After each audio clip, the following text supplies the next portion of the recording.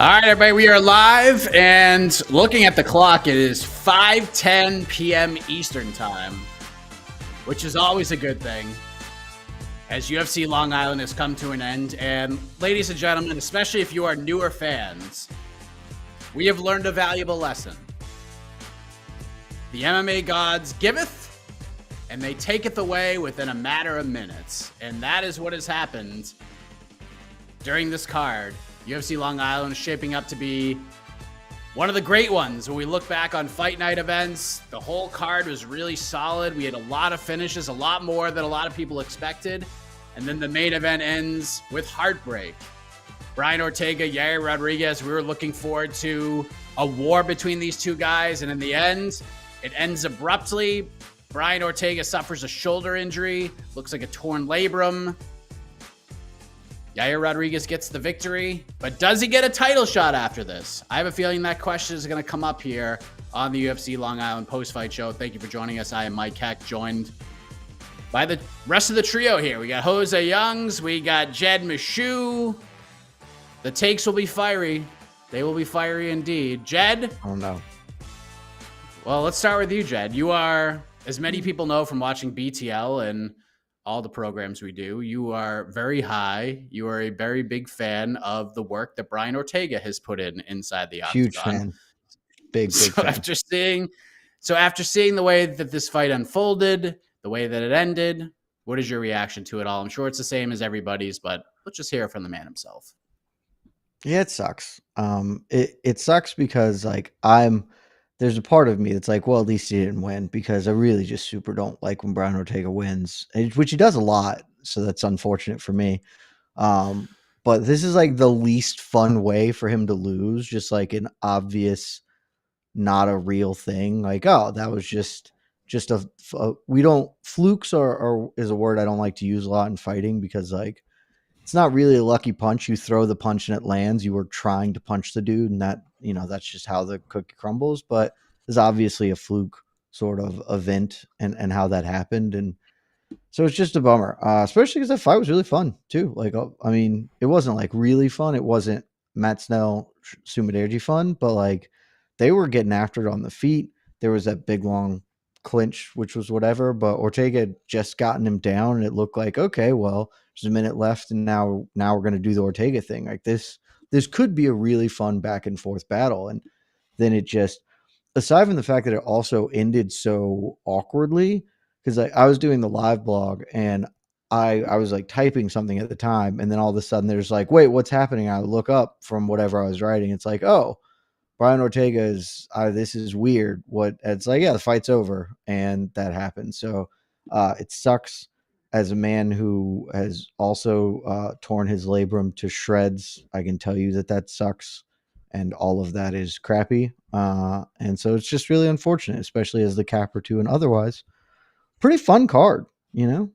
Most of the fights were really good or interesting in some capacity, and looked like the best of the fights was going to be the main event. And so we were going to have a really spectacular, card. And then it ends like that, and that always leaves a sour taste in your mouth. Thank you for that, Jed. As heartbreaking as that all was, I think one man might be heartbroken more than anybody. It is the other gentleman who's joining us, José Youngs, because I know this. I was in Las Vegas with this man for nearly a week, and while people were very excited for this main event, I think you were as excited, if not more excited than anybody, Jose. Yair Rodriguez, Brian Ortega. This is one of the ones that you really wanted to be there for live, and you weren't able to make it, unfortunately, but just watching it play out the way that it did, it was such a historic main event for this card, and it ends like this. What is your reaction to it all? Yeah, it sucks. This was for the culture, obviously. Just not long ago, we didn't even really have a lot of Hispanic, specifically Mexican-born UFC fighters. The UFC put a lot of stock in Cain Velasquez and Henry Cejudo, and even Tito Ortiz would walk out with the Mexican flag back in the day. But we didn't really have, one of those like tried and true Mexican fighters. And now obviously Brandon Moreno won. We have Irene who's doing her thing. But we didn't have this epic main event that we, I feel like in boxing, it's not as big of a deal for two countrymen to fight, especially because like Mexican fighters are down to fight whoever, even if they're from Mexico, they'll fight a fellow Mexican in Mexico and they won't even bat an eye. That's just how they are. So people were complaining that this fight was on Long Island, which was just lazy, because this was, like I said, an historic moment. Didn't really matter where it took place. I think a lot of people that were complaining about that weren't actually Hispanic or Mexican American. They were just whining to whine. And it's just unfortunate that this happened, because now this is what we're talking about. Like, what does this do for Yair? Should he fight for the title? Brian Cert, like, would he have won the fight? This and that. And we saw all the broadcasts saying like, oh, Mexican Warriors, this and that. That's a real thing. So a lot of people I saw on Twitter, they're like, why do they hammer this home? Because it's a thing, and it's actually, that's how we fight. So it's just an unfortunate situation all around. This would be like if Canelo fought Juan Chavez Jr. at the time. In hindsight, Chavez Jr., I've said it a few times, kind of a bum when it comes to boxing. Doesn't, kind of looks for ways out, cheats a lot, does banned substances, can't handle his weight. But at the time when they fought, specifically on Cinco de Mayo, that was a big deal. And if this had happened with a torn labrum 4 minutes or half of a round into a fight, into the round one, it would have been a bummer. This is a bummer. I hope they do run it back eventually. I do like how Yair said that he's down to run it back if Brian wants and if the UFC wants, but he hopes it's for the title, because that would be an even bigger deal. And then by then, hopefully, Mexico can get their situation under control, because, yes, COVID did run rampant throughout the country, but it is also going through a lot of crime and a lot of murders right now. So for all the people that were saying, why is this not in Mexico? You can't really have it in Mexico at the moment. I'm sure you could find a smaller venue, but if that's for the title, you want to put it in Rio Ciudad, which is not the safest area presently in 2022. So hopefully when they run it back, they can do that and they can get their situation under control. But yeah, in terms of just a fight fan, this sucks. I was really looking forward to this. The last time I felt like this was I was such a big fan of Charles Oliveira at featherweight, and I was a big fan of Max Holloway at featherweight. And then I don't know if you remember that fight card. That fight card was the opposite of this fight card. That fight card sucked. And then I was like, the whole time I was like, now it was like prime UFC on like FS1, where just awful pacing. And the whole time telling myself, I'm like, oh, you know what? Charles Oliveira is going to fight Max in like 12 hours when we get past the first fight of the night. And then Charles Oliveira like broke his throat or something like that. That's the last time I felt like this. Just disappointed as a fight fan all around. Well, before we continue on with kind of the heartbreak and what this all leads to, we have bonuses. Fight of the night, no surprise. Matt Schnell, Sumudaerji, absolutely insane fight. What a comeback from Matt Schnell. Performances of the night: Amanda Lemos, Li Jingliang, Ricky Simone, Bill Algeo, Dustin Jacoby, and Puna Soriano. All got, looks like 50 G's. So congratulations to all of them. Multiple performance bonuses.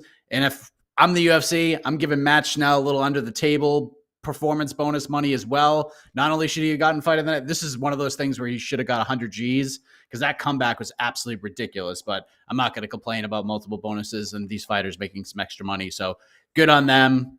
It was a card that delivered for the most part, and here we are. So, Jed, I want to ask you, because the thing I keep seeing the most on social media since this fight ended was the biggest winner in all of this is blank. And there's many different names that have popped up. Yair obviously getting the win. A lot of people felt like pretty much any kind of win gets him a title shot. Some think it's Josh Emmett. Some thinks it's Henry Cejudo. Like, Henry Cejudo wasn't really factored in, but maybe he's the most interesting name in all of this conversation right now. Fill in that blank. Is it either of those three guys, or is it somebody else? Let me just start by saying Henry Cejudo is never the most interesting name in any conversation, so that's just obviously wrong. Henry Cejudo didn't gain anything, because the Henry Cejudo problem remains the same. The UFC does not care and don't want to do him any favors, and this in no way influenced that. This gave Henry a chance to tweet something that will immediately fall to the ether. Like, no one's going to care. To me, the biggest winner in this is, I would say, Alexander Volkanovski, because really big day for him. The vacant UFC lightweight title will now be contested by Charles Oliveira versus Islam Makhachev at UFC 80 in Abu Dhabi. And he came out and immediately said, hey, I want the winner. And there's been a big momentum shift for him to do that anyway, to get his chance at a second title. And I think with this sort of instance, this feels like the thing that's going to push him over the hump to just be next in line, because for whatever reason, the UFC has no interest in Josh Emmett getting a title fight. That's why they haven't promoted it or given it really a thought or an effort, much to the chagrin of Team Alpha Male and Josh Emmett. And while the UFC could give Yair Rodriguez a title fight off this, if he had come out here and made a statement win and then got on the mic and was like, hey, you've only fought 2 dudes, let's fight. I'm the number 1 contender now with a bullet. Let's go. I think that's enough to be like, well, Volk, you're doing great, but you do this one and then you can go. And now I don't think that same compulsion's there anymore, right? Like, I think this is, and I want to be also clear on that. That is no disrespect to Yair. He did nothing wrong. I thought his post-fight interview was really good. Like, he just assessed the situation honestly. And called for a title fight, but didn't do the promoter title fight call out or whatever. And so I think that the most obvious course of action here is Volk has to sit out anyway. He's got a busted paw. He's going to be out for a bit. You just come out, you tell Volk, hey, you're going to get the winner of this lightweight title fight. Or if something happens between now and 280, because that's a while off, you can step in and be the alternate to fight there. And in the meantime, we're going to create an interim belt between Yair and Josh Emmett. And that's what we're going to do, because you're going to be spending the next 6 months to a year or whatever pursuing this lightweight belt, and we'll do this over here. I think that to me feels like the most obvious outcome with the way things played out today, and that I think that's what's going to happen. You make great points. I actually kind of agree with you there, but the good thing is either way, Jose, Yair will find himself in some kind of a title fight. Either way, if the UFC decides not to go that route, I would still say Yair's still ahead of Josh Emmett in terms of how the UFC views him and how much they value that fight against Volkanovski, probably more than Josh Emmett challenging Volkanovski at this point. But even if Volk does jump to 55 and fight the winner of the Oliveira-Makhachev fight, there you go. You got Yair versus Josh Emmett for an interim title. And I feel like either way, just pair those 2 guys up anyway. You can just throw it. You can just throw an interim title on there no matter what. Like, who cares? It's just a glorified number 1 contender fight. There's a belt on the line. They get more money. It's fine. But answer that question. Biggest winner in all of this is blank. Who is it? I mean,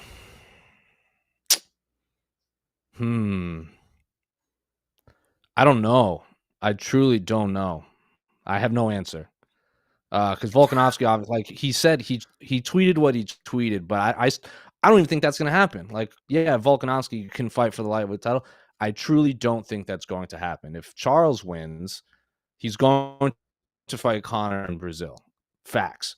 If Islam wins, I don't think Islam is his first title defense is going to be against the featherweight champion of the world, because Islam will beat him. And then Volkanovski is all of a sudden he lost. It's like Israel Adesanya, like, oh, you went up and you lost and now you have to go back down.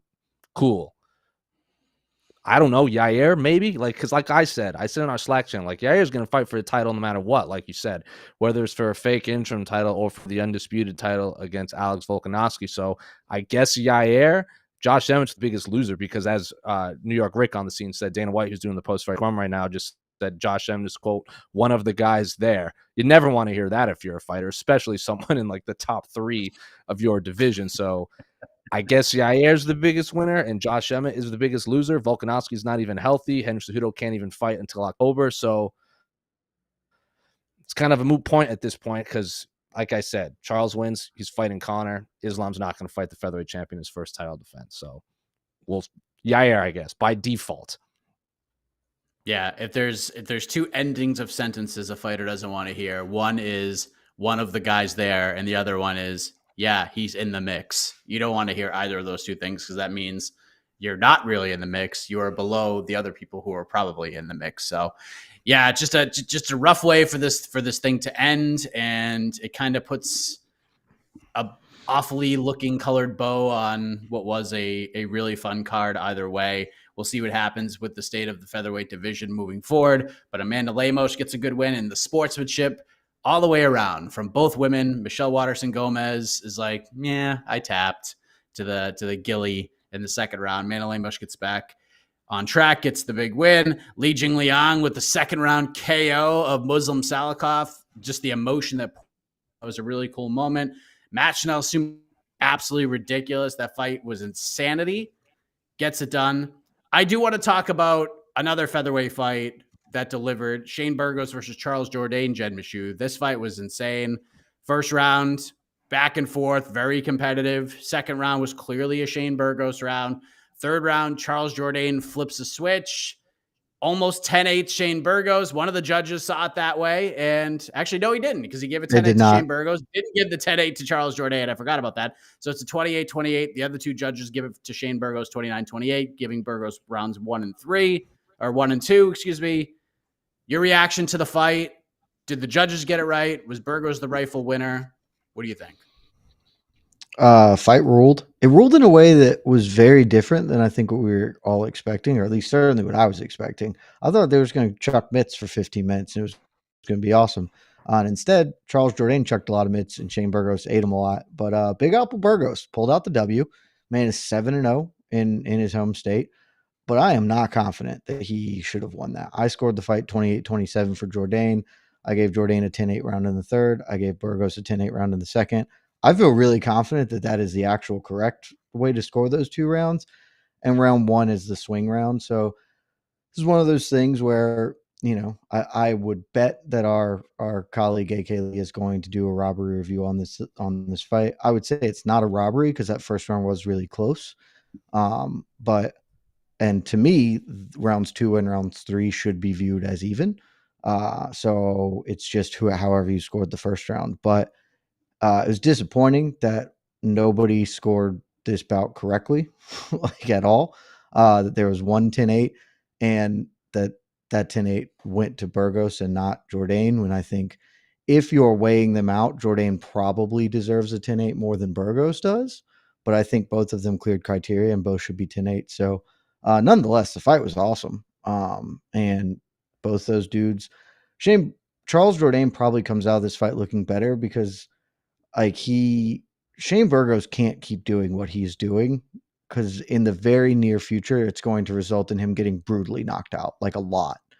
His defense is a lot of just taking it on the chin and trying to roll off punches. And when he stops being able to roll them off, then he just starts getting buzzed, and that's going to kill him. Whereas Charles Jourdain looked, he gave up the position on the ground, but defended really well, stayed tight, stayed composed. And then in that third round, he came out like a house on fire, man. So one of the fights where one guy wins and gets 2 paychecks, but both guys, you know, win in spirit. And it was awesome. So it was a really fun fight. I think the judges, I would say that Jourdain won, but it's not a huge issue for me if you scored it for Burgos. It was the final fight also on Shane Burgos' contract. So he bet on himself, didn't re-up before heading into the final fight, has an absolute scrap with Charles Jourdain. Dana White is at the press conference right now and basically said, yep, we got to re-up this guy. He's an absolute savage. So there you go. The savagery looks like it'll pay off, but it probably won't pay off in the long run. What did you think of that fight, Jose? This must have been right up your alley. The fan of high-level martial arts competition. These guys both stepped in that octagon and delivered. Yeah, I don't know how much high-level martial arts I expect from Shane Burgos. It's usually just, you know, throw things at a wall and maybe the wall will fall down. It's very fun to watch, but and also Daniel Cormier was I think his line was he was watching Shane Burgos eat all these punches, and he's like, "Oh, we've never seen Shane Burgos melt before." I'm like, "We literally have." Edson Barboza turned off his brain to the point where he turned into a human crash dummy. His body fell apart like the dude from Men in Black 1 when all the cockroaches left his body. It just turned into a lump of human mass. So Shane Burgos can get turned off by Edson Barboza, who does that to a lot of people. So it was a good fight. It wasn't what I expected. I agree with most of what Jed said. It wasn't what I expected, but I was pleasantly surprised with how the fight turned out. I don't remember how I scored it. I was doing 10 different things. I was kind of watching out the corner of my eye, and every time there was a crazy moment, I would look up. I thought Charles Jourdain was going to tap. I think it was the second round. Was it that rear naked choke or neck crank or whatever when Shane Burgos pushed off the fence into the choke? So I thought Charles Jourdain was going to either break his jaw or tap. So good on him for not only surviving but continuing to fist fight Shane Burgos. So yeah, Was probably fight of the night until Matt Schnell did what he did. So good on him. And let me just also say, Jed, this is something you and I talk about all the time. What's one of the big rules in 2022 if you're a fighter? What's one of the big things that all fighters should be doing? Cheat your ass off. Cheat your ass off. Because Charles Jourdain, that fence grab in the third round is what made that third round what it was. Because if Shane Burgos, which without the fence grab, would have completed that takedown, Jourdain's not getting up. The fight is over. It's just going to be a 10-9 round for Burgos. He's going to cruise to a decision, more than likely. Now, am I 100% certain on that? No one is, but we just watched it happen in the second round. Burgos is like a middleweight in there against a guy who's actually a featherweight. Burgos is a massive dude, and he has tremendous top control. And Jourdain clearly grabbed the fence, and Keith Peterson was just like, okay, maybe I'll just move it out of the way. And didn't say anything. And this is not the first fence grab. There were multiple fence grabs in this fight. None of them were called. And this is why we tell people, just cheat. That's why that's why I don't blame Tim Elliott at all for him saying, yeah, I grabbed the damn glove. No one's going to call anything. No one's going to call anything. Nothing will be penalized.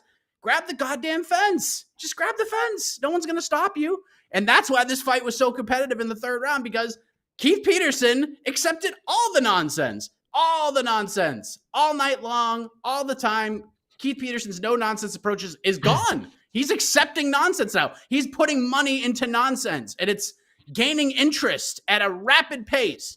So, yes, cheat, grab the fence. No one's going to call anything. So there you go, Charles Jourdain. You did it well. And it led to a crazy-ass third round. So kudos to you, my man.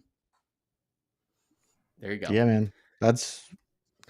I would not ever pretend to be a guy who should coach MMA fighters, because I can't do that. I don't know anything about that.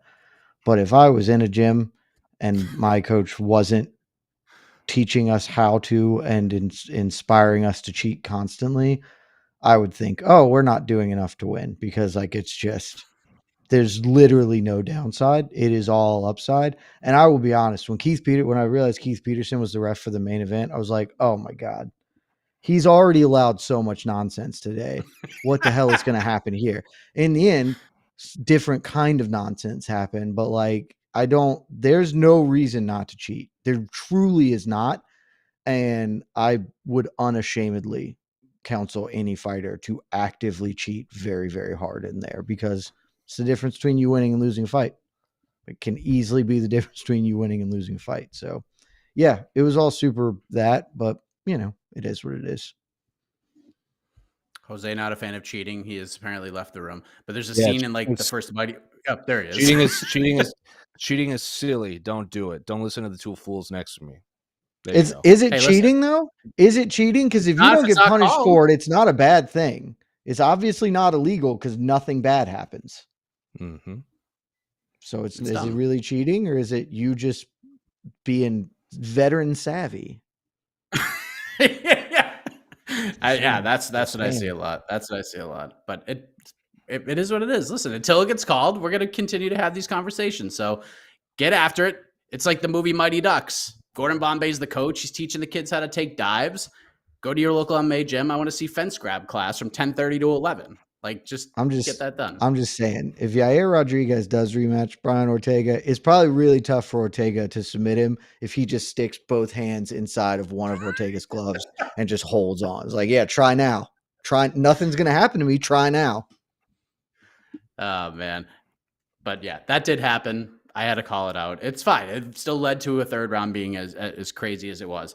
Main card kicked off. Can we talk about the other cheating that happened? Go ahead. Get after it. The other big cheating that happened is that Ricky Simone is a monster athlete and Jack Shore isn't, and he just athleted all over Jack Shore. That fight ruled. Jack Shore was doing a lot of technically brilliant things, and Ricky Simone was just like, I am so much faster and stronger than you. And he just clobbered him. That fight was awesome. It was awesome. It was a great performance. Might as well talk about that right now, Jose.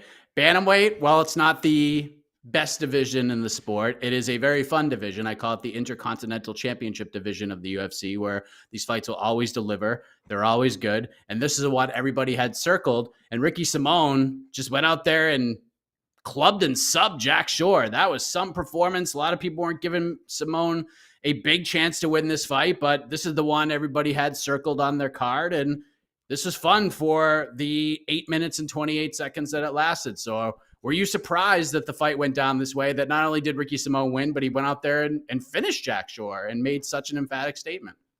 No, because everyone kept talking about how good Jack Shore is on the ground and how good his grappling is and how good his wrestling is and all that, all this and that. And a lot of people were complaining that he wasn't fighting in London. Why is this on the prelims? Yada, yada, yada.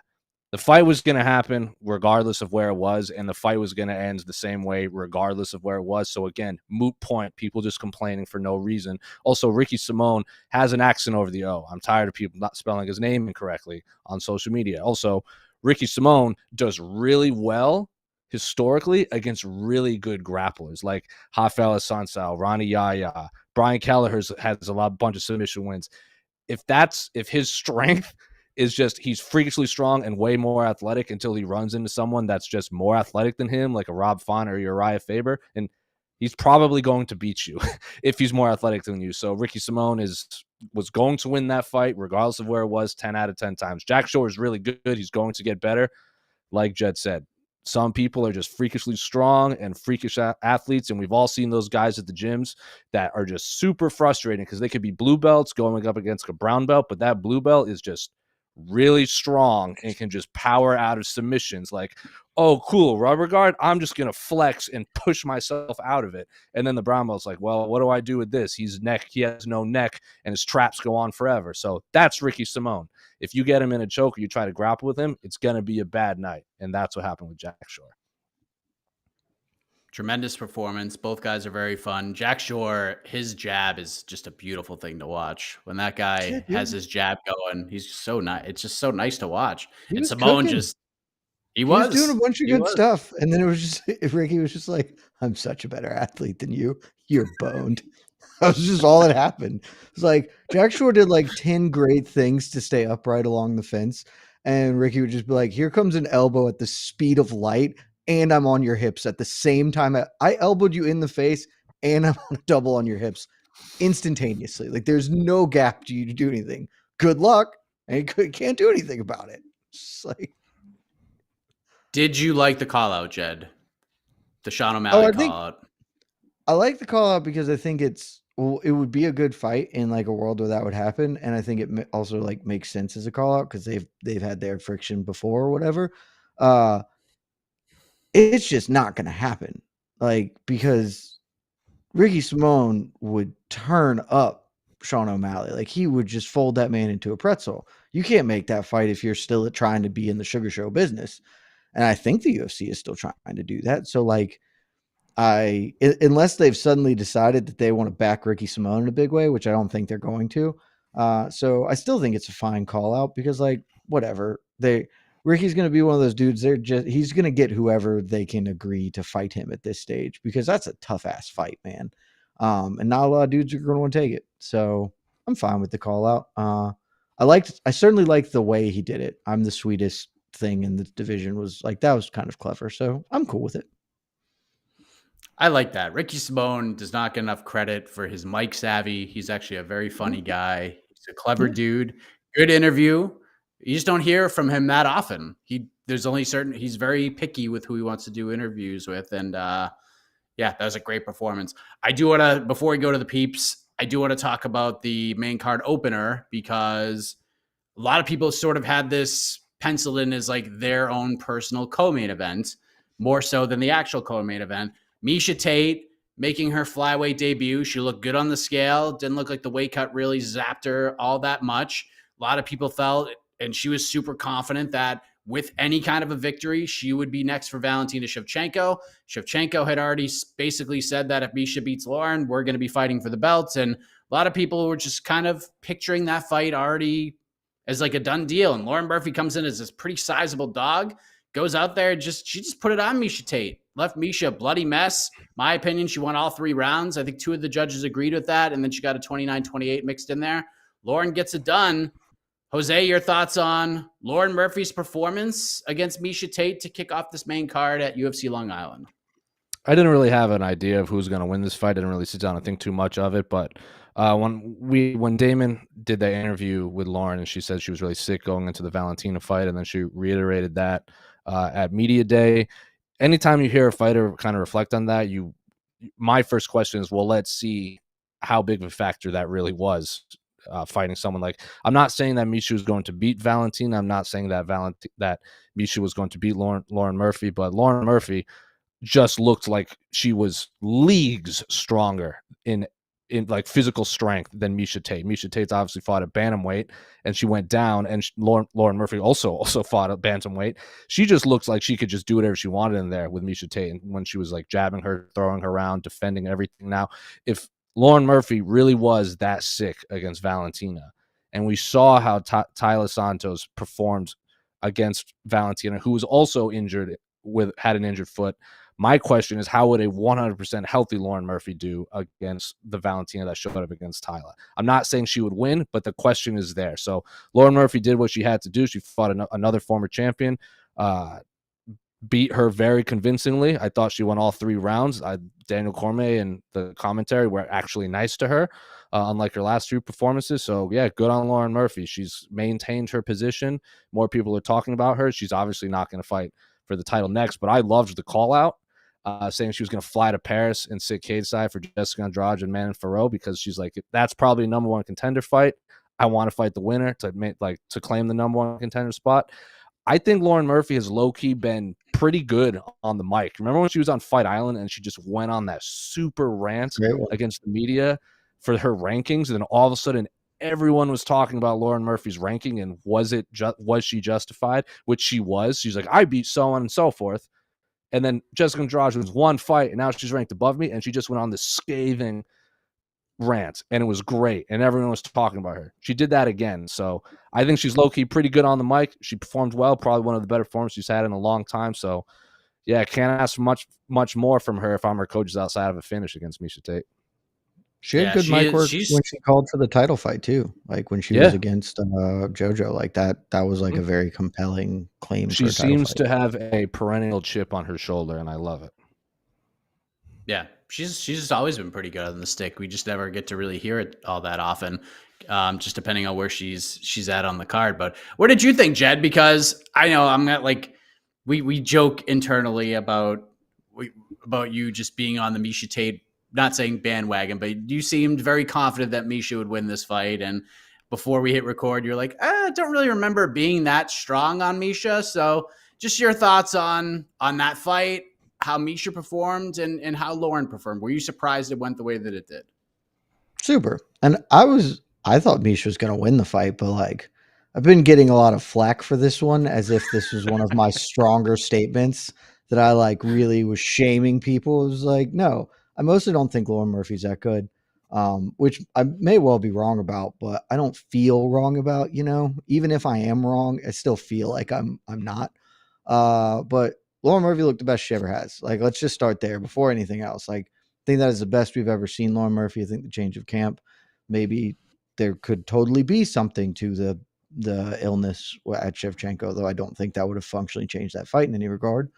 She looked really well. She came out really, really strong. I had immediate regrets about my thoughts on this fight when I watched the walkouts because Lauren Murphy looked like she was there to fight. Miesha was just like super happy in a really weird way. It's like, I don't know that that's how you want to look before a fist fight, where you're just like, oh, hey kids, nice to go see you and kiss my daughters. Like, that doesn't feel like the right mindset for a fist fight, but I get different strokes or whatever. And then, Lauren Murphy came out with a lot of urgency. She fought really well in that first round.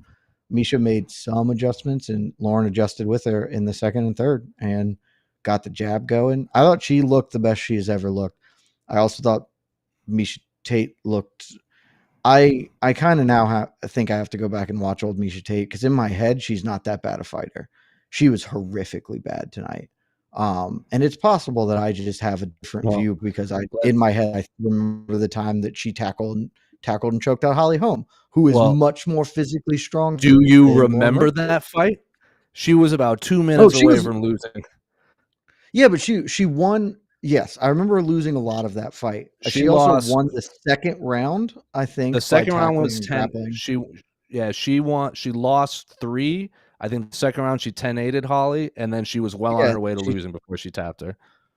But again, like I think of Holly Holm as a substantially better takedown defender and more physical human being than Lauren Murphy, because Holly Holm is a friggin' hoss, and Tate got that going. Like she has been. I'll never say that Miesha Tate is like a technical genius, because God knows she's not. Certainly on the feet, but like that, as my memory goes, that's the worst I've ever seen Miesha Tate look standing up, and she had no ability to manage the physicality of Lauren Murphy, both of which I was not anticipating. So let me rattle some names off for you that Miesha Tate's wins, and I'm not saying Miesha Tate's overrated or underrated or whatever, but she has a win over Liz Carmouche at bantamweight. Liz Carmouche is now flyweight. She has a win over Rinda Kai, flyweight. Sarah McMahon, majority. Sarah McMahon is a large fighter. She's very good, but maybe too soon in her MMA career. I feel like we just breezed past. Liz Carmouche is also a hoss, and flyweight is the same. But Lauren Murphy being a flyweight hoss. Sure, but I think Miesha Tate was just like physically big, because remember she struggled to make 135 at one point. Yeah, like she almost missed weight. Beat Jess Guy, flyweight. Holly Holm, great win. Beat Marion Renault, probably should have been a flyweight, and then she's lost to all other bantamweights she's lost to, and now Lauren Murphy. So Miesha Tate is really good. Maybe everyone else just caught up. I think there's some of that. I think she might have regressed. I also think that like I just underestimated how physically like there Lauren Murphy is, because like because look, like outside of this being Lauren Murphy's best thing, if we also rattled off Lauren Murphy's career, it's not a bunch of winners. Like she took splitties over Joanne Calderwood, like that. So I don't feel bad thinking that Miesha Tate, former bantamweight champion, should have beaten a woman whose last win was a splitty over JoJo Calderwood. But also, I was obviously very incorrect, because that fight wasn't close. Lauren Murphy beat her pillar to post. There you go. I'm trying to think if there's like we have to talk about this, Jed. We have to talk about this real quick. Emily Ducote, great win, by the way. Dustin Stolfus, great win. Dustin Jacoby, nasty knockout. Maybe we'll get some peeps questions on this.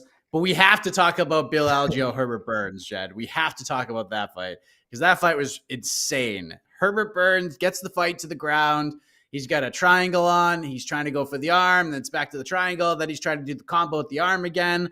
And then Bill Algeo somehow just wiggles his way free and just starts unloading on Herbert Burns. And then Bill Algeo is like, all right, I'm going to let you stand up. And then Herbert Burns takes like 25 seconds to stand back up to his feet. Looks like he's in big trouble right then. Yeah.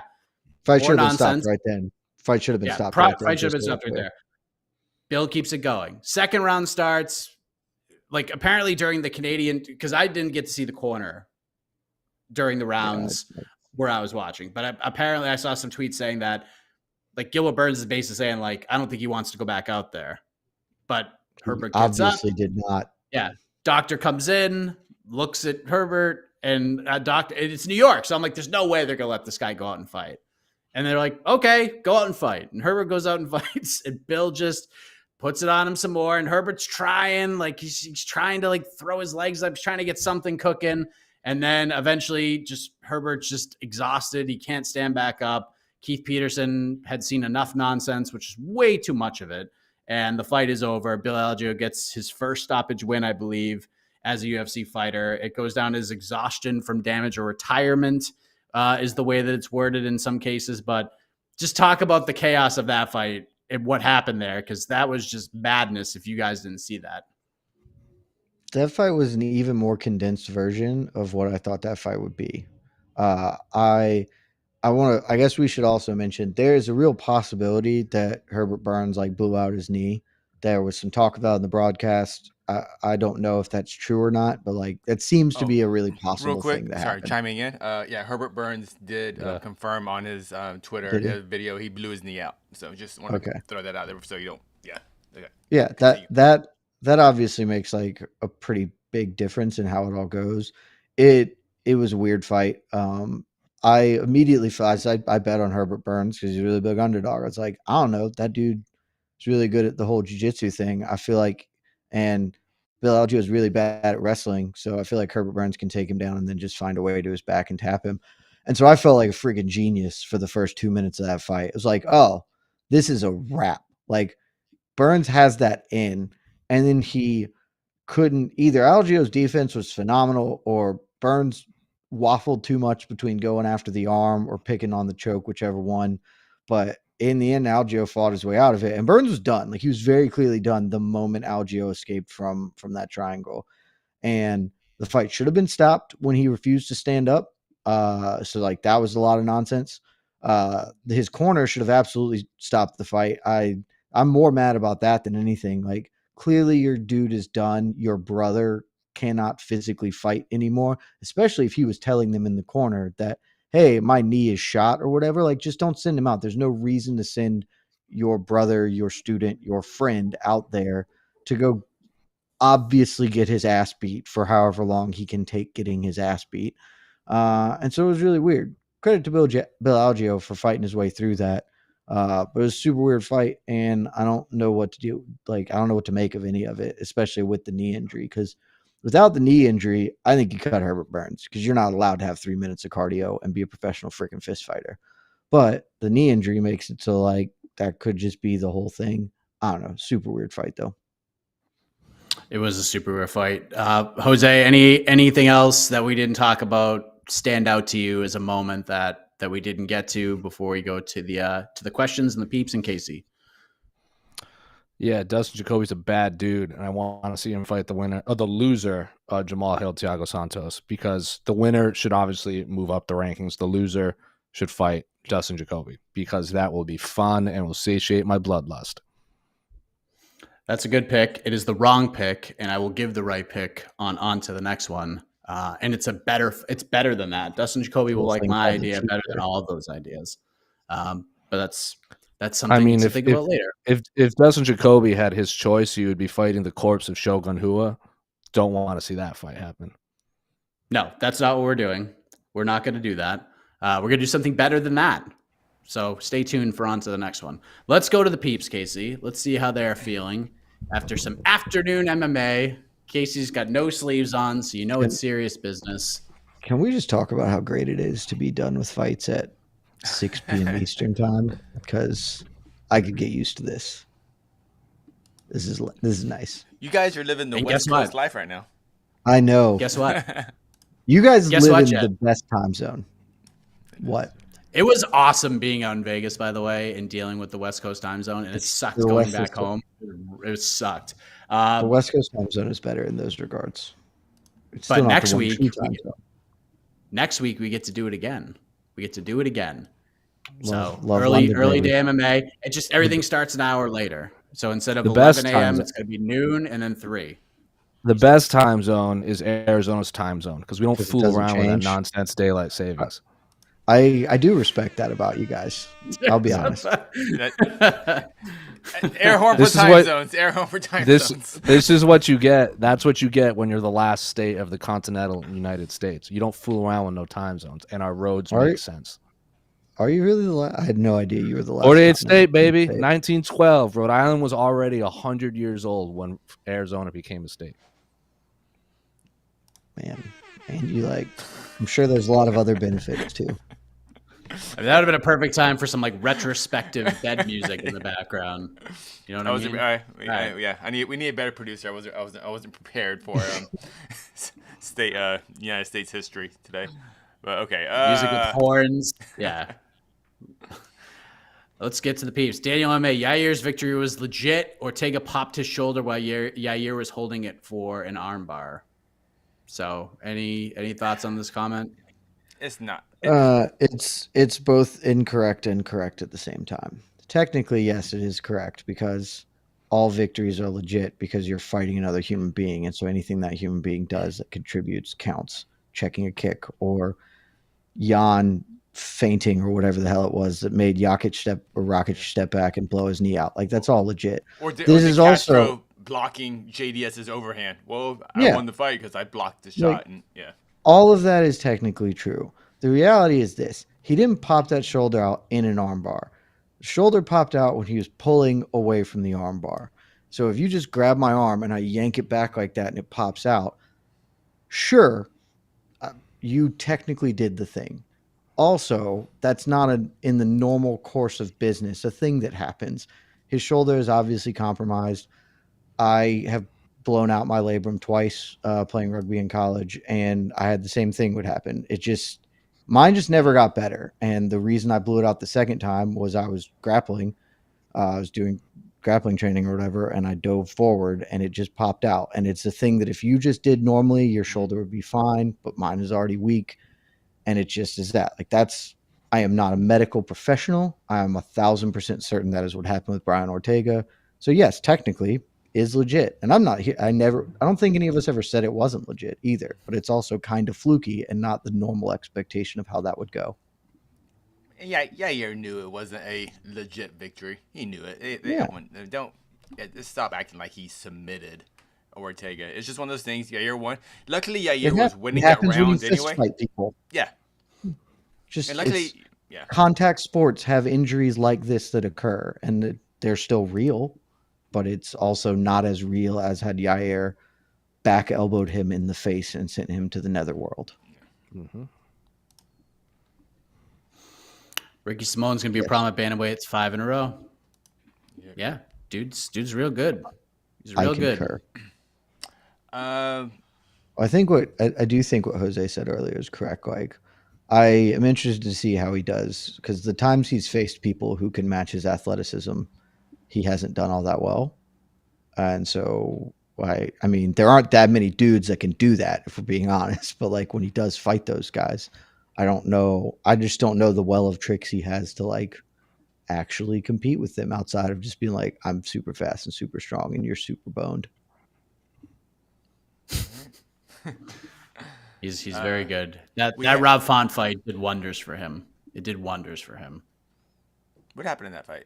I can't remember. Font beat him. It was a unanimous decision. DC Font looked good. I think he tore his ACL like in the fight as well.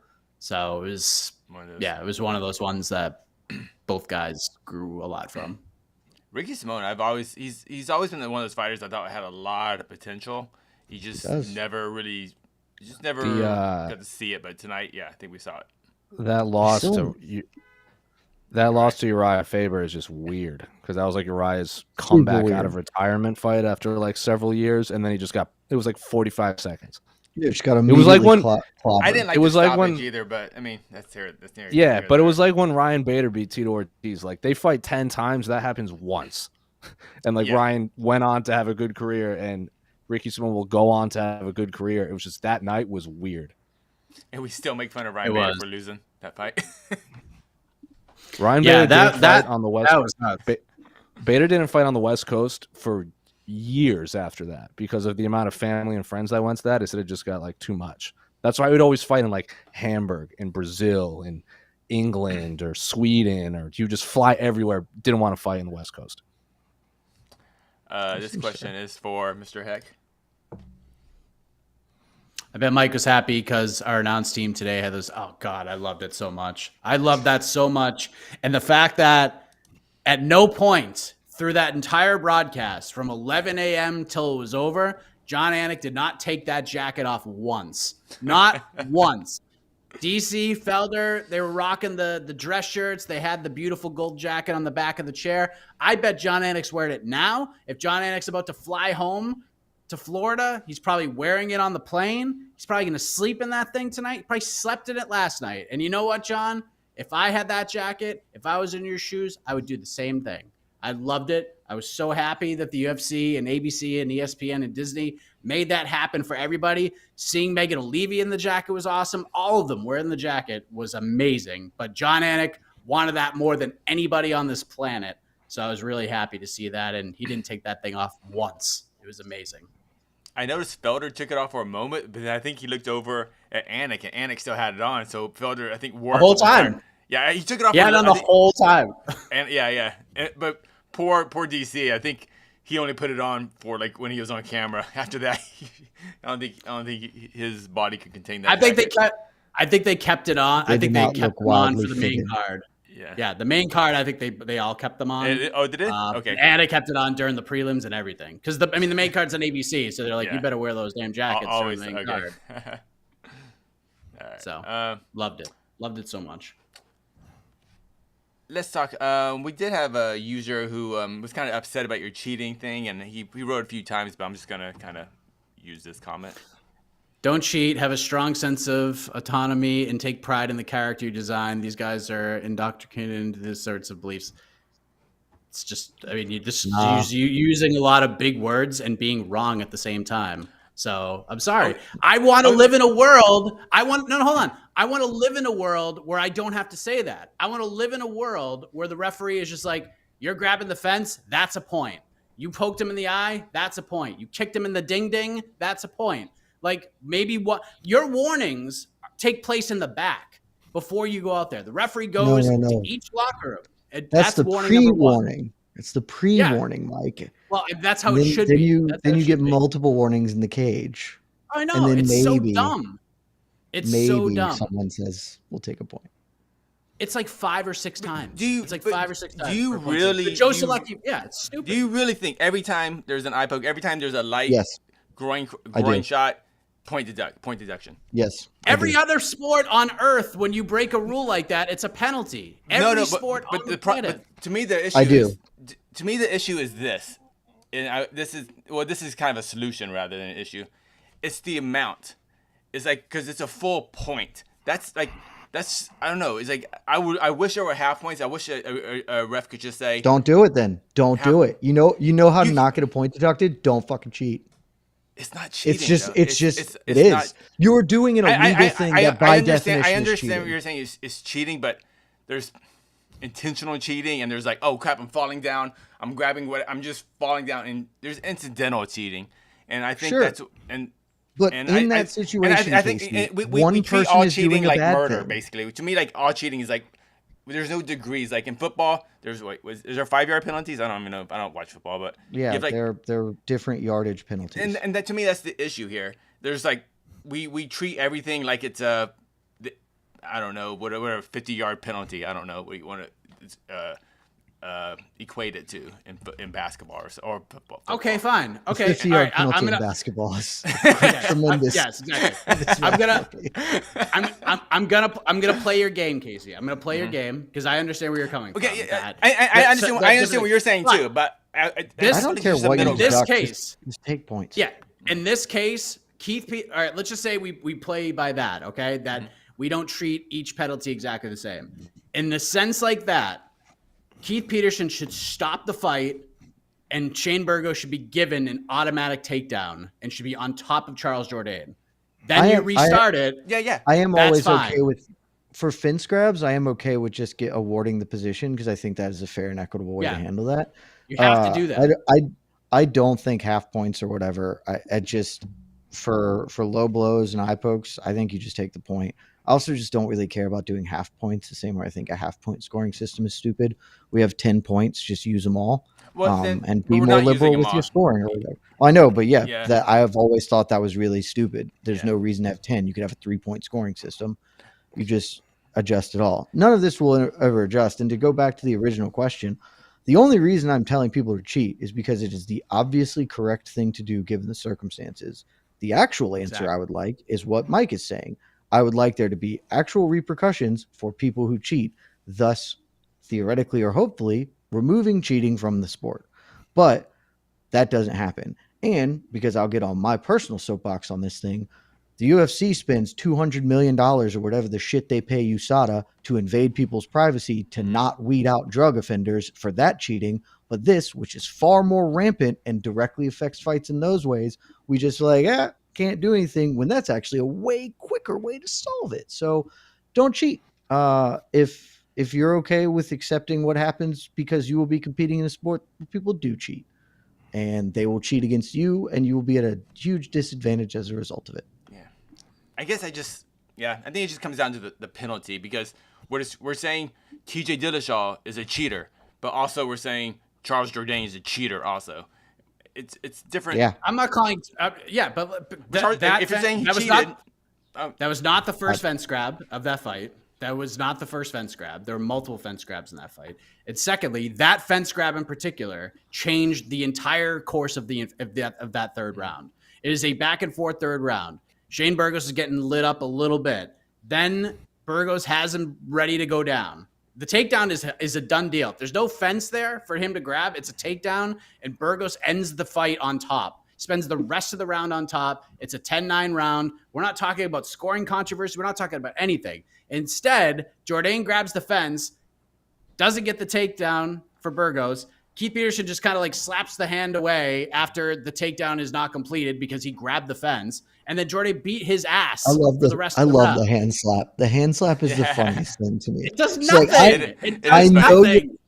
I know you're doing a bad thing. It is a literal slap on the wrist, which is just, it's so on the nose. It's hilarious. It's hilarious. Listen, I would love to live in a world where there's none of this, that we're not having these conversations. I would love some sort of repercussion. Like Burgos would be like, all right, dude, listen, Charles, I get what you're trying to do. Good try, but Shane is going to be awarded this takedown. Lay on your back. Shane, get on top. You could be getting his full guard and go. Then I'm okay with that. Like, I'm fine with that. And that was a mistake. That was a mistake by Keith Peterson. I don't even remember that, but I don't think it's a mistake. It's just a conscious choice by the referees to never enforce the rules. Someone on Twitter is like, the fence grab made no difference. So I think you're being biased. So I was like, you know what? I mean, it may not have. Close enough? I went back and watched it. I videotaped it. And I was like, okay, he's so wrong, because as soon as that takedown happened and it was missed because of the fence grab, that's when literally all the damage Jourdain did in that round was after that moment. All of it. Do you know my issue? My biggest issue with Keith Peterson in that fight was actually in the first round when, which I thought Jourdain clearly won because of the scoring criteria about damage. But when Burgos had him in that neck crank, he was looking at Jourdain like he was going to pass out. And it's like, no, it's a neck crank. This is a pain crank. And like he was like, give me some sort of sign. And Jourdain had to take his hand off the hand that he was guarding with and kind of wave at the ref like, look, I'm not passed out. I was like, come on, Keith Peterson, you got to know better. That was clearly a neck crank, not I didn't even notice that, but I mean, I agree with you. That's also stupid. Yeah, so I'm not. He's had a rough go. He had a rough go. Keith Peterson. He had a tough week. Tough week. All right. 50-yard penalties in basketball. I like that. That's a tremendous. I'm gonna use that in my personal life now, and no one's gonna have any idea where that's from. All right. So I'm going Miesha Tate. Okay. Tate must go back to retirement. She's taking unnecessary damage because she'll never be champ at this point. Listen, I think we realized something. And Jed, you mentioned something that I saw immediately.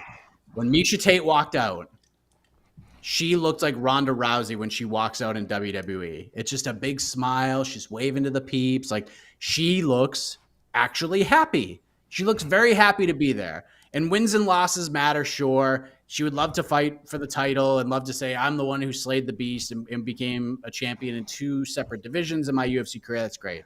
But Miesha just seems happy to fight. She just seems happy to be fighting. And that wasn't the case a lot of times during her UFC run before she retired, because you could see like the weight cuts are really bad. There's a lot going on in her personal life.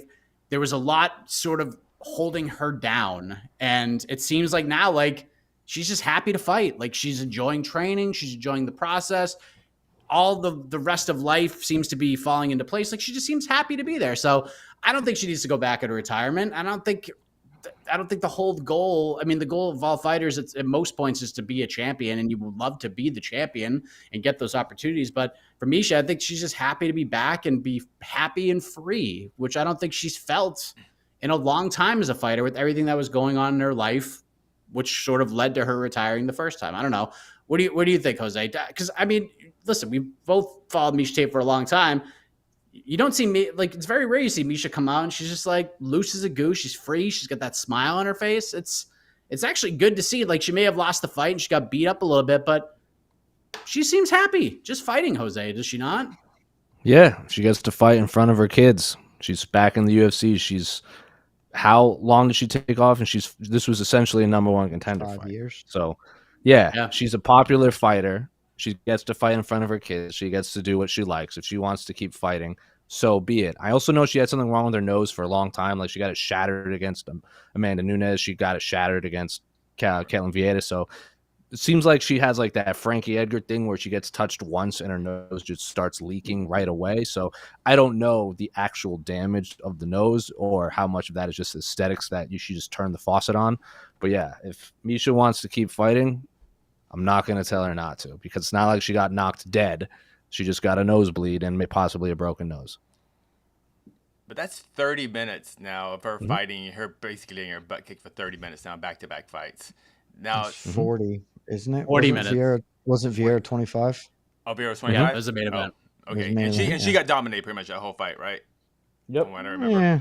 She did not I think ever she look close scored to at winning it, but 49-46. Yeah. Okay. there were points when she was competitive. Okay. Point being, I guess the question is Miesha Tate, is she going to be content with being basically, to me, the UFC has to use her to build up other fighters at this point. Is she going to be okay with that? I guess that's the question. Seems like she is. Yeah. If she's okay with just fighting and being, I mean, almost like a Jim Miller in a sense. I know it's not the same, but no, Jim Miller, I don't think he has title aspirations. But I think he's like, I just want to fight. I'm going to win. I'm going to lose. But I enjoy fighting. Jim Miller at least says that he has title aspirations. I don't know if he actually believes that himself, but he has said that. I think she should retire. Part of me wishes I don't think she needs to. Part of me wishes she didn't go down to flyweight, because now the rematch with Holly Holm finally makes sense. But it's not going to happen if they're in two different divisions. She just go right back up to yeah, but women's bodies are far different than male bodies, and it's hard to pack on muscle, lose muscle, pack on muscle, lose muscle. And Holly is, as you said, a hoss, so you're going to want to get physically bigger to fight Holly Holm. Yeah, maybe. I think she should retire. I don't think she needs to. I don't think you need to have the conversation or whatever. But I think all MMA fighters that aren't Conor McGregor should retire, because you're not making enough money for the amount of risk and damage you're putting your body through. But if you want to do it, now who am I to tell you how to earn a paycheck? I think Misha should be on the broadcast team. I think she's very good on camera. Yeah, I mean, she is. I totally agree with that. Get her in an announcer booth. Can't be worse than some of the things they've done in that regard.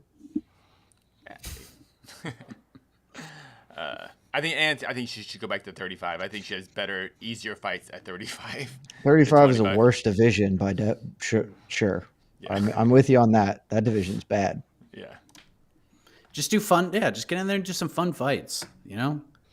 Thoughts on Ducote versus Jessica Penne. I mean, we've been singing Emily Ducote's praises at MMA fighting for a couple of years now, but yeah, that was a great performance. That was great for her. She battered Jessica Penne's leg, and yeah. What I like about Emily Ducote so much is that everything she does, literally every single thing she does in that cage, means something. Every movement, every circular, every punch, every kick, every planting of the foot, everything she does has meaning. There's no wasted movements at all. No wasted movements. I love that. It made so much sense. Everything she does has purpose and meaning, and there's no wasted energy. She doesn't flail. She doesn't do anything wild. Everything is just by the book. It's just, she looks fantastic. And Jessica Penne is a dog. That was a great performance. I was really impressed. What did you think of Ducote, Jose? Yeah, I mean, I'm pretty sure I wrote the recap for the site when she threw a baseball bat across the head of, Daniel Taylor. So yeah, she's been violent for a long time, and then people kind of forgot about her over the pandemic and so on and so forth. But I really liked this matchmaking, because Jessica Penne is a name. She's fought for a title. She's former. You can bill it as the Invicta champs fighting each other. We saw Jessica Penne walking out, and she was really emotional because she was just happy. She was so emotional to get back into the octagon. So I really liked this matchmaking. It made sense. Emily Ducote is a very violent female, and talk about someone that I also think should be on the broadcast. I think Jessica Penne is also very good on the mic. I think she could do a lot. Maybe not calling fights, but they could get to the desk and she's there. I think her and Misha, if they want to do that instead of fight, I think it would be great. But if they want to keep fighting, they both seem really different emotions, but both of them are very excited to be back in the UFC and fighting and continuing. But never looks good when you eat a lot of leg kicks to the point where you take a step and your leg immediately starts to buckle. And the commentary is like, oh, look at her leg. Like right away they said that. So we've seen Jessica Penne on the receiving end of a lot of one-ended like beatdowns, like to the Joannas and a couple other fighters in the world. So whatever she wants to do, she's been doing this for a long time, but I hope she continues. If she wants to keep fighting, so be it. But if she doesn't, I hope the UFC uses her in the boots. She's very good. Yeah, it's never a good sign on the broadcast when they go to a live shot during the fight and they tell the camera guy, zoom all the way in on her leg. Just like her leg on the screen. I know you're probably not going to talk about this on to the next, but can I suggest, I think it's time to have Michelle Waterson Gomez versus Jessica Penne 2 in the UFC. Cool. I'm fine with that. Sure. I'm down. It's a good fight. Let's go. Good solid fight. I think we need to talk more about this fight because it was so freaking awesome. Let's just talk more about it. I was going to say, thank God, someone need to talk about this fight. We did not. This fight ruled. Yeah, it was awesome. Just wax. Just tell me everything about Jed, it. I don't know. Yeah. Like if Shaheen was here, I would have him paint the word picture because he's the best writer in the sport. But Jed, I mean, come on. Go ahead. It's probably the round of the year, though you could also just throw a dart at any of the rounds into Teixeira Prochazka for the same.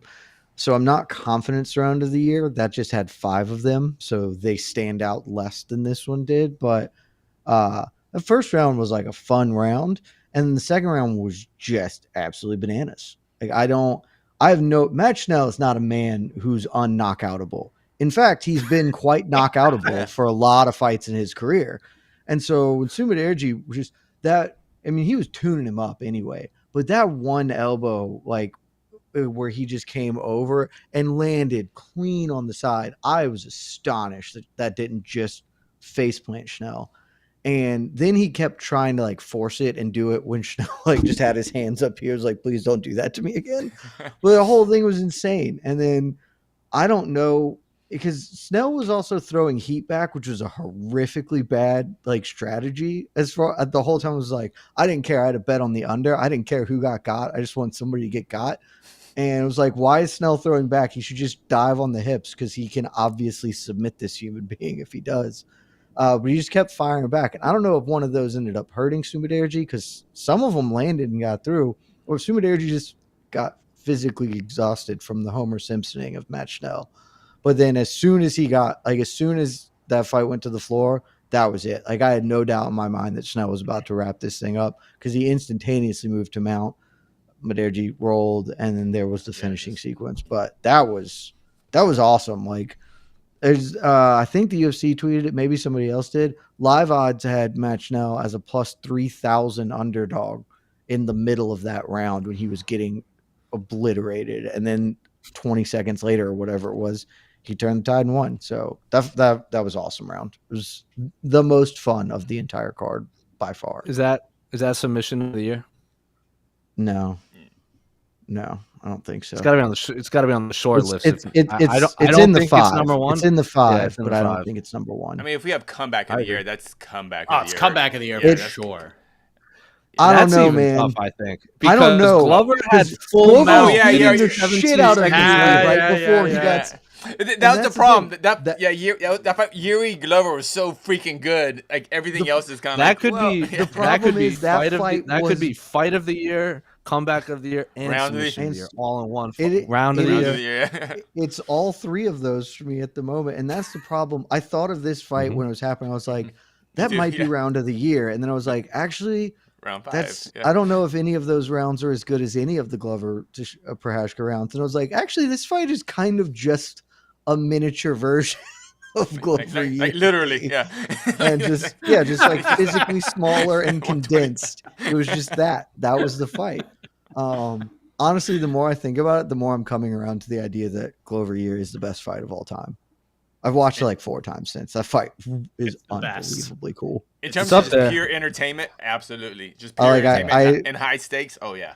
I was not confident I would ever see a fight that I would feel like could at least contend with Condit Lawler, which for my money is the best fight of all time. Yes. That fight is in the conversation for me after watching it a bunch. Because this week, or like around the last week or so was the anniversary of 189.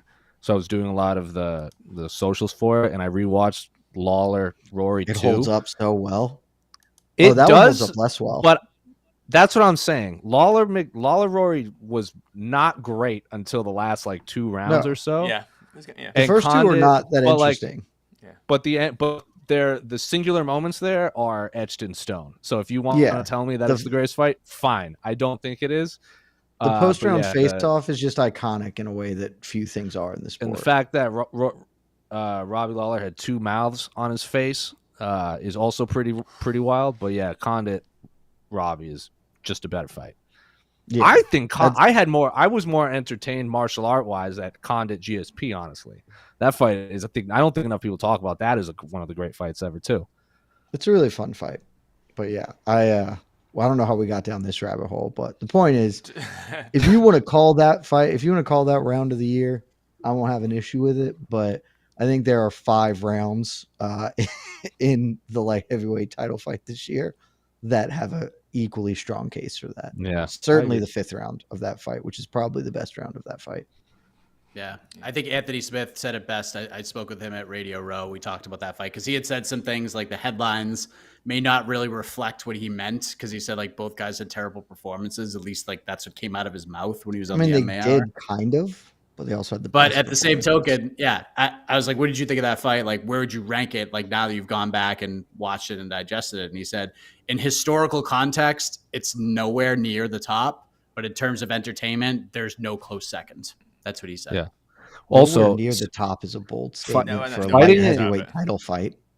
Fighting in Singapore is so much harder than people think. For the weather, the time difference. Dude. Like Glover's weight cut was like, I didn't pan. Did he have to go to the sauna?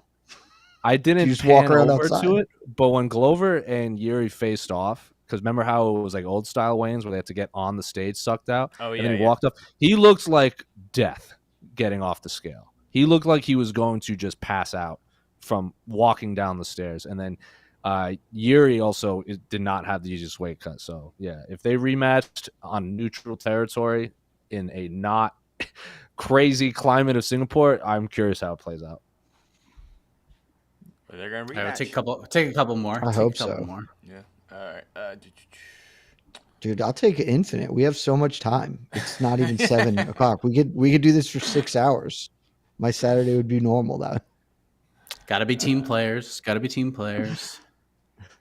Stuff that needs to be written. There might be a surprise coming up on this channel a little bit later, so just stay tuned here. Well, I find another question. Let me ask you this though. This is kind of talking about this. Did Michelle make a mistake by stopping? By accepting that she tapped it, even though the ref didn't see it? Well, sure, I'll answer this because I was zoning out for most of the rambling. According to MMAfighting.com, she did the incorrect thing because she had sportsmanship. Next question. Yeah, that's correct. I mean, she if we talk about it all the time, and Casey, you throw this one out a lot more than the rest, or than I do, certainly. Of like, well, he didn't get 2 paychecks, and like, hey man. If that's the guiding light at getting 2 paychecks, which is a reasonable guiding light because this is a profession and the purpose of professions is to make money, then yeah, she did the wrong thing. But props to good sportsmanship or whatever. No one likes to be Matt Lindland.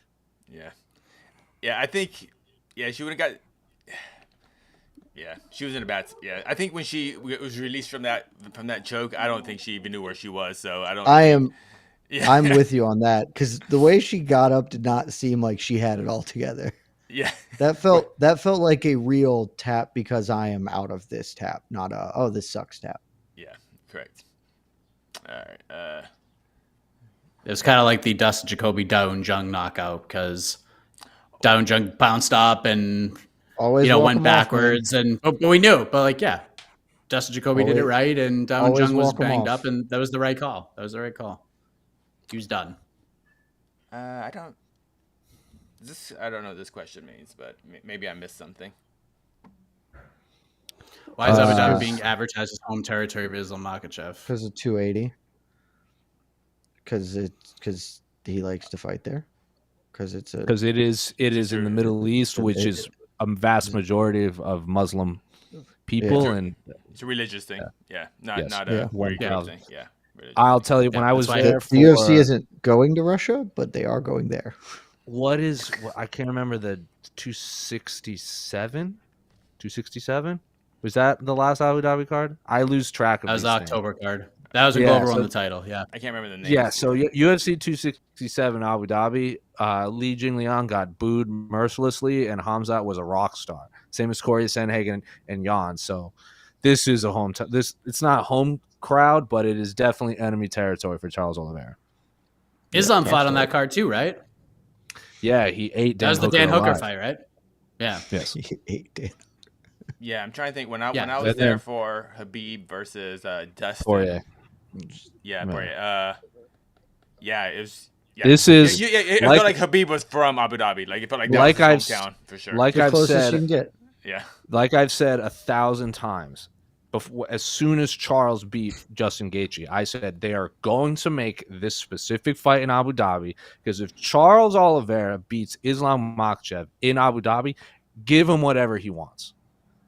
Give him whatever. If he goes, I want to fight Conor in Rio. Yup, cool, man. You're a champion now, so you get pay-per-view points. So you should fight Conor with the belt, not for a vacant title. So good on him for taking this fight. I agree.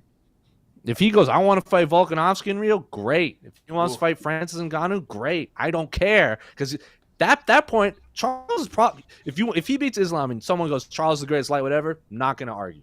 I'm not going to argue. if he beats Islam, there now I think he is inching Yeah. in there now. Yeah. If he, Yeah, it's a big- I want big to see if, how he big if. It does it. becomes really. I want to becomes see really how he does interesting. it, Yeah, big because if we get a replay of the main event today and it's just a weird injury, not the best. But if he goes out there and does what he did to Justin and Dustin and Michael Chandler, who I think are Gets three dropped of the and then seven wins. 3 of the 7 best lightweights ever, then yeah, Charles Oliveira is the best lightweight ever.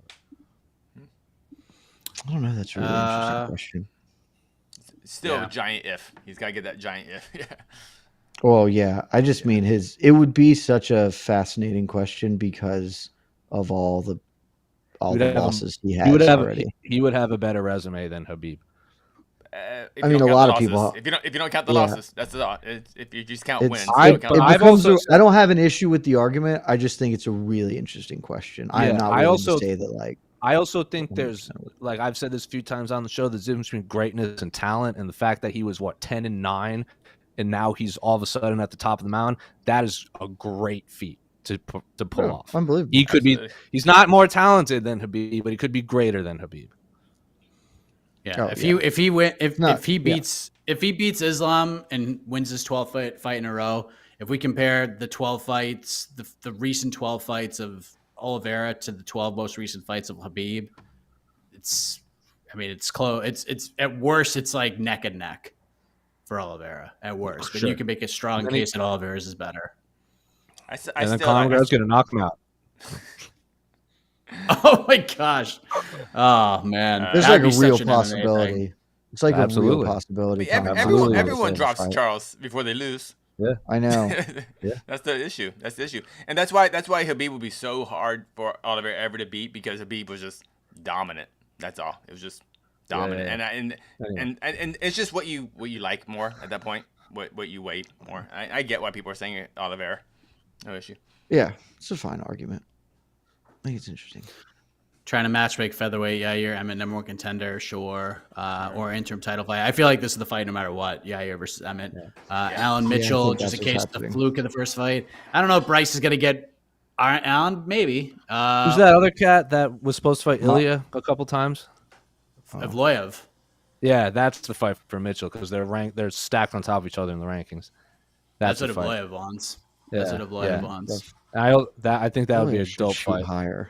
I mean, that fight would rule, but Is Bryce Yeah. Mitchell injured Ortega, right now? I like Ortega.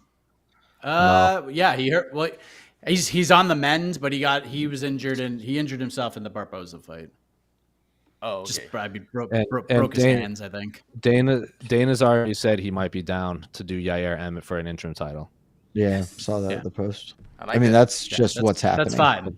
I like it. That's I fine. like That's it. what's going to happen. Totally fine. I like it. Ortega Cater would be dope too in I that like that last fight spot. too. That'd actually be a really good fight. Ortega Cater is really fun, but that will happen in a year because Ortega's out for a long time. Yeah. Hold on one moment. That it? Anything else? Yeah, that's pretty much it. Okay, we see the window pane. That means it's time to hit the music. Yeah. So, all I'll say is, if you enjoy matchmaking, if you want to dive deeper into matchmaking, maybe set those notifications, because something might just pop up randomly with myself and my best friend AK to talk some matchmaking. Maybe later on tonight. Maybe like 2 hours from right now. So get some dinner, get a bite to eat. Taking advantage of the early start time. And let's do this thing. So, but it might happen tomorrow too. But you're just going to have to stay tuned right here to find out when and where that's going to happen. But we are done. For Jose, for Jed, for EKC, I am Mike Heck. It was a fun card. It was. Main event ended in a rough way, but overall, this is a damn good card. It's on to London, baby. Thanks for watching. See you later. Hey, London and Tommy Espinal. Tommy Tommy Espinal. Espinal.